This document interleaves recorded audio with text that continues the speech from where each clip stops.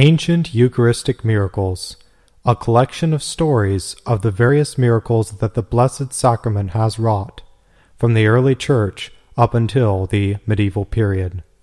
Saint Eudoxia, Martyr. A governor, Diogenes by name, being desirous to take to himself a wife, a Christian girl named Jacella, she, in order to escape from his pursuit, took refuge in the convent of which Eudoxia was the superior. Diogenes, on hearing of this, sent 50 soldiers to enter the convent, and to bring Eudoxia into his presence. Now, when the soldiers entered the convent by night, and inquired for Eudoxia, she presented herself before them fearlessly, but not before having entered the church and taken out of the sacred vessel from the altar a consecrated particle, which she secreted in her dress, and then delivered herself up as their prisoner. It was pitch dark, but behold, there appeared to Eudoxia a youth, clothed in white, bearing a torch, who gave her light on the way, while all was dark to her captors. Before the judgment seat of the governor, she made a good confession, and seeing no torment could induce her to deny her holy faith and burn incense to the gods, the enraged governor commanded her to be hanged on the high gallows.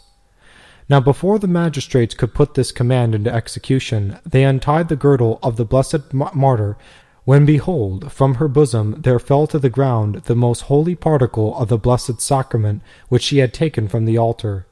The magistrates, not knowing what it might be, picked it up and carried it to the governor. Hardly, however, had he stretched his wicked hand to take it, when lo! The host changed into a flame of fire, which laid hold on the magistrate, and also left the shoulder of the governor. He, crying out with pain, called upon his gods for help against the enchantress Eudoxia. But whilst he did so, the flame scorched his entire body, and he fell down a burning mass. Upon seeing this miracle, one of the soldiers and the whole family of Diogenes became converted to the faith. But Eudoxia's martyrdom was only deferred, for in the year 147 she was beheaded by order of Vincentius, who succeeded Diogenes, and who was equally with him an implacable foe of the Christians. Some facts related by Saint Cyprian. In his works upon the lapse, the holy Bishop Cyprian relates, as an eyewitness, many remarkable cases of the divine chastisement on those who in word or deed had denied their Lord, and with this sin upon their soul either received or desired to receive Holy Communion. The parents of a certain child had fled from the persecution, leaving it in the care of a servant maid. This woman brought the little one, who could not even speak, before the magistrates of the city. Instead of giving her the meat offered to idols, they gave her a piece of bread dipped in the blood of the sacrifice. When the mother returned home, not knowing what had happened, she took her child with her into the assembly of the faithful in order to assist at the holy sacrifice, intending her child to take part in the same. The little girl, although unable to reveal what the servant had done, was seized with an incomprehensible restlessness so soon as she was brought into the church. She wept aloud during the prayers and at the Holy Mass, threw herself from side to side, and appeared beside herself. When at the conclusion of the holy service, the deacon who bore the consecrated chalice came to the child, it turned from him, closed its lips, and refused to be communicated. Nevertheless, the deacon let a few drops fall into its mouth, but the little one could not contain it. The child was guiltless, but what had happened to her in the church led, as it appears, to the discovery of the wickedness of the servant. A young girl who had denied Christ contrived to mix with the crowd to whom Cyprian was distributing the most holy communion, and partook of it. The divine food was poison to her. She was seized with trembling, and fell down dead. A woman who had lapsed in the same manner desired to open the coffer in which she kept the portion of the consecrated bread which had been given her in the church.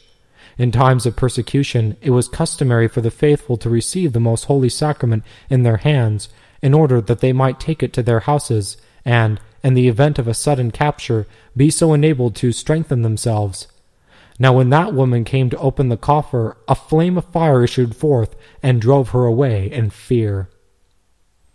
A man who had similarly lapsed presented himself and received the Holy Eucharist from a priest who did not know him.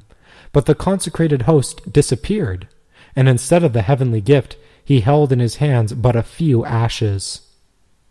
Now, when the Emperor Valerian raised the 8th bloody persecution against the Christians, St. Cyprian wrote to Pope Cornelius, "It is not only the weak, but the strong who need defense, not only the dying, but the living who need the viaticum with which we send them to the fight, strengthening them for combat with the body and blood of Christ."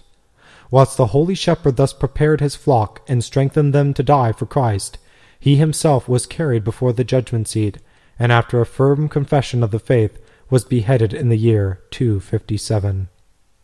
St. Gregory of Nazianzum. The Church reckons amongst the number of its saint the father and the mother, as well as the sister and the brother of this saint.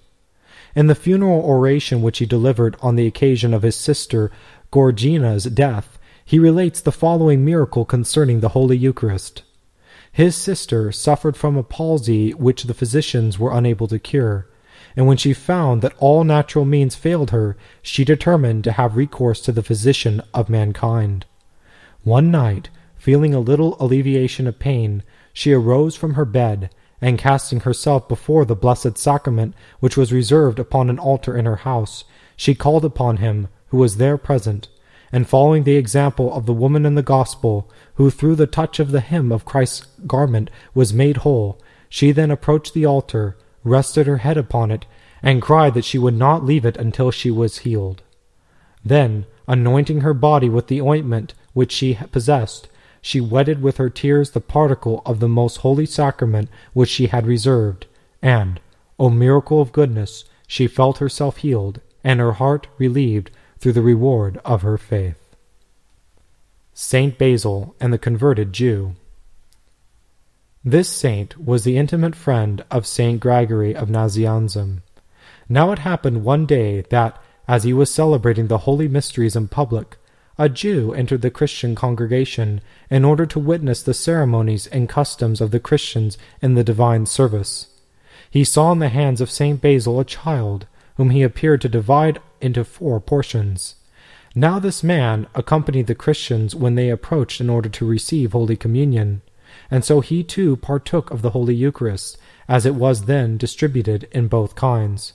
He reserved, however, a small particle, and took it home with him to show his wife, to whom he related all that he had seen with his own eyes in the church. This man, enlightened by grace, believed at once the fearful and wondrous mystery of the Christian worship, and came the following day to Basil with the request that he might receive baptism without delay. This the saint granted, and baptized him and his whole household straightway. Saint Basil died, lamented by all, even by the Jews, in the year 379.